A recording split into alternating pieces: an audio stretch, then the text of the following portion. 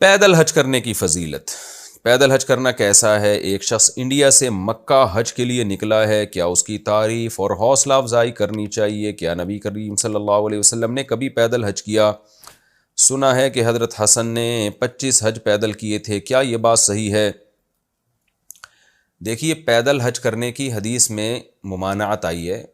اور اس طرح کے الفاظ ہیں کہ اللہ تعالیٰ اس بات سے مستغنی ہے کہ ایک عورت کے بارے میں نا وہ پیدل نکلی ہوئی تھی کہ اللہ کہ اتنی تکلیف میں کسی کو ڈالے۔ لیکن ہم دوسری طرف دیکھتے ہیں حضرت حسن کا عمل بھی ہے، عراق سے کوفہ سے پیدل چل کے جایا کرتے تھے اور کہا کرتے تھے کہ مجھے شرم آتی ہے کہ میں اللہ کے گھر میں سوار ہو کے جاؤں۔ اسی طرح اس پر بھی تقریباً علماء کا اتفاق ہے کہ کوئی پیدل حج کی منت مان لے تو منت بھی اس پر لازم ہو جاتی ہے۔ مثلاً کوئی یہ کہنا کہ میں اپنے گھر سے بیت اللہ پیدل جاؤں گا حج کرنے کے لیے، تو یہ منت لازم ہو جاتی ہے، حالانکہ منت غیر شرعی کاموں کی لازم ہی نہیں ہوتی۔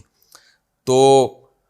تبھی حدیث میں آتا ہے کہ جس نے پیدل حج کی منت مانی ہے نا، تو وہ مشقت ہے تو ظاہر ہے وہ منت کو پورا نہیں کرے گا، حج کرے گا سوار ہو کے، لیکن پھر دم دے گا۔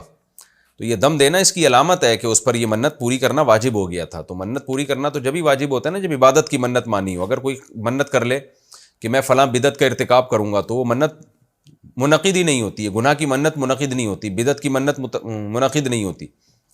تو اس لیے جمہور علماء اسی کے قائل ہیں کہ اگر یعنی جو حدیث میں آتا ہے نا کہ پیدل حج سے نبی نے منع کیا ہے، تو یہ بھی شفقت کے لیے منع کیا، کیونکہ پیدل حج کرنا آسان کام نہیں ہے، موت کا خطرہ ہوتا ہے، قحط سے، پیاس اور بھوک سے ہلاک ہونے کا خطرہ ہوتا ہے، ڈاکوؤں کا خطرہ ہوتا ہے، 20 قسم کے مسائل ہوتے ہیں۔ تو اس لیے امت پہ شفقت کی وجہ سے رسول اللہ صلی اللہ علیہ وسلم نے منع کیا۔ لیکن اگر کوئی طاقتور ہے، پاورفل ہے، راستے میں امن ہے، جوان آدمی ہے، جا سکتا ہے اور جذبہ ہے اس کا، تو وہ اگر بیت اللہ کے ادب اور احترام میں پیدل سفر کرتا ہے اور اس کو وہ خطرات لاحق نہیں ہیں اور بہت زیادہ مشقت کا بھی خطرہ نہیں ہے، بعض لوگوں میں ایسا اسٹیمنا ہوتا ہے، تو پھر پیدل حج کرنا مستحب عمل ہے۔ یہ بیت اللہ کی عظمت ہے کہ آپ اللہ کے گھر کو پیدل نکلیں۔ اس کی مثال ہے جیسے جنازے کو آپ پیدل بھی لے کے جاتے ہیں، سواری میں بھی، تو پیدل جنازے کو لے جانے میں جنازے کی تعظیم زیادہ ہے، سواری میں لے جاتے ہیں لوگ آسانی کی خاطر۔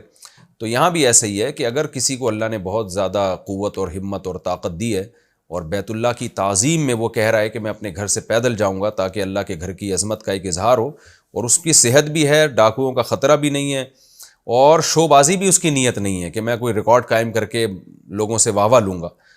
تو پھر یہ عمل مستحب عمل ہے، اچھا عمل ہے، بیت اللہ کی عظمت کا ثواب ملے گا اس کو۔ لیکن نارملی ایک عام آدمی کے لیے یہ پسندیدہ عمل نہیں ہے، تو عام آدمی میں تو اس کی طاقت نہیں ہے۔ اب آپ نے جو پوچھا ہے کہ انڈیا سے کوئی صاحب پیدل حج کرنے کے لیے چلیں، تو بھائی اگر پاورفل آدمی ہے اور اللہ نے اس کو طاقت دی ہے اور اس کی شو بازی کی نیت بھی نہیں ہے، تو اللہ سے امید کی جا سکتی ہے، انشاءاللہ اس کو ثواب ملے گا۔ باقی لوگ یہ کہتے ہیں کہ بھائی شو بازی کر رہا ہے، ولاگ بنا کے ڈال رہا ہے، تو دیکھیں ولاگ بنا کے ڈالنا یہ ضروری نہیں کہ شو بازی کی نیت سے ہو، شو بازی کا تعلق دل سے ہے، دل میں کس کے کیا ہے وہ اللہ ہی جانتا ہے۔ تو اگر کوئی بتا رہا ہے کہ میں یہاں پہنچ گیا تو ہو سکتا ہے لوگوں کو موٹیویٹ کرنے کے لیے کر رہا ہو وہ، تو آپ یقینی طور پر کسی کے دل کے بارے میں کیسے کہہ سکتے ہیں؟ تو یہ جو شو بازیوں کے ہم فتوے لگا دیتے ہیں نا کہ فلاں شو مار رہا ہے، یہ بہت مشکل کام ہے۔ حدیث میں ہمیں اچھا گمان رکھنے کا حکم ہے، تو شو بازی کی نیت ہونی نہیں چاہیے۔ ریاکاری، نمود اور شو بازی پسندیدہ چیز نہیں ہے، خاص طور پر عبادت میں، لیکن اس کا تعلق ہے دل سے، اور دل کی حالت اللہ ہی بہتر جانتا ہے، ہم نہیں جانتے۔ تو خلاصہ یہی نکلا کہ نارملی یہ کام نہیں کرنا چاہیے، حدیث میں ممانعت ہے کیونکہ اس میں نقصان کا بہت اندیشہ، مرنے کا بھی خطرہ ہے، ورنہ بہت زیادہ تکلیف تو انسان کو ہوتی ہے۔ لیکن کوئی صحت مند ہے،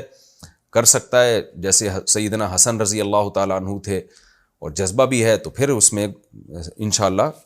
اس کو ثواب ملے گا اس پر۔